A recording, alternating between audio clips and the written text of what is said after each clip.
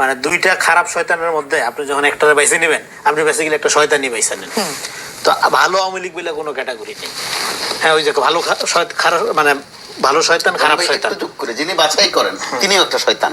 হ্যাঁ, না শয়তান না হলে তো আপনি শয়তান বাছাই করবেন না। হ্যাঁ, তো এখন এই যে আপনি বাছাই করছেন, ভালো শয়তান খারাপ শয়তানের মধ্যে একটা শয়তানকে নিচ্ছেন, নেওয়ার মধ্য দিয়ে আপনি আসলে রাজনীতি কি করতে চাচ্ছেন? আপনি রাজনীতিতে ধরেন 15 বছরের হিসাবটা যদি পাশেও রাখেন, ছাত্র জনতার উপর সাংগঠনিকভাবে হত্যার নির্দেশ দেওয়া, প্রতিরোধের নির্দেশ দেওয়া, এটা একটা সাংগঠনিক সিদ্ধান্ত ছিল। তাহলে আওয়ামী লীগের এটা তো শুধুমাত্র ব্যক্তির সিদ্ধান্ত ছিল না, শেখ হাসিনার ব্যক্তির খায়াস হয়েছে মার পিটা গুলি কর, তা তো না। সংগঠন, সমস্ত অঙ্গ সংগঠনকে নির্দেশ দেওয়া হয়েছে তারা যেখানে পারো ছাত্রদেরকে প্রতিহত করো, হ্যাঁ, পিটায় শোয়ে ফেলো। তাহলে সাংগঠনিকভাবে আওয়ামী লীগের বিচারের কোনো উদ্যোগ নাই। আমরা সেই ছোটবেলা থেকে বলতেছি ট্রুথ অ্যান্ড রিকনসিলিয়েশন করা, যারা ফৌজদারি অপরাধ করছে তাদের আলাদা করো, আর যারা এটাকে একটা পলিটিক্যাল ইডিওলজি মনে করে তাদের আলাদা করো। সেটার কোনো খবর নাই।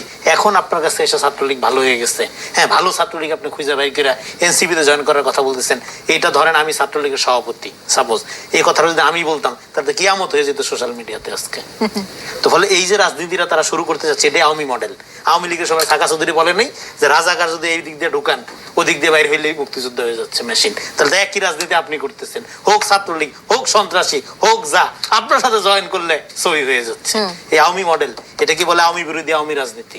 এই মডেল তারা চর্চা করতেছে। এটা আল্ট্রা ফ্যাসিস্ট পলিটিক্স। এটা করতে হয় না আপনাকে একটা, হ্যাঁ, আপনি গণ অভ্যুত্থানে মহান সৈনিক হইতে পারেন, মহান ফেস হইতে পারেন, আপনার প্রতি আমাদের আবেগের কোনো শেষ নেই, কিন্তু আপনার এই পলিটিক্সটা একটা আওয়ামী পলিটিক্স। এই পলিটিক্সের কোনো ভবিষ্যৎ নেই।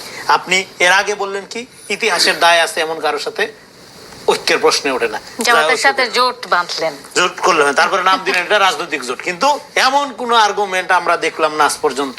এনসিপি লোকজনের সাথে টকশো করি, জামাতের প্রত্যেকটা পয়েন্ট তারা ডিফেন্ড করে, যেটা জামাত করতে পারে না তাদেরকে এই টকার হিসাবে পাঠায়।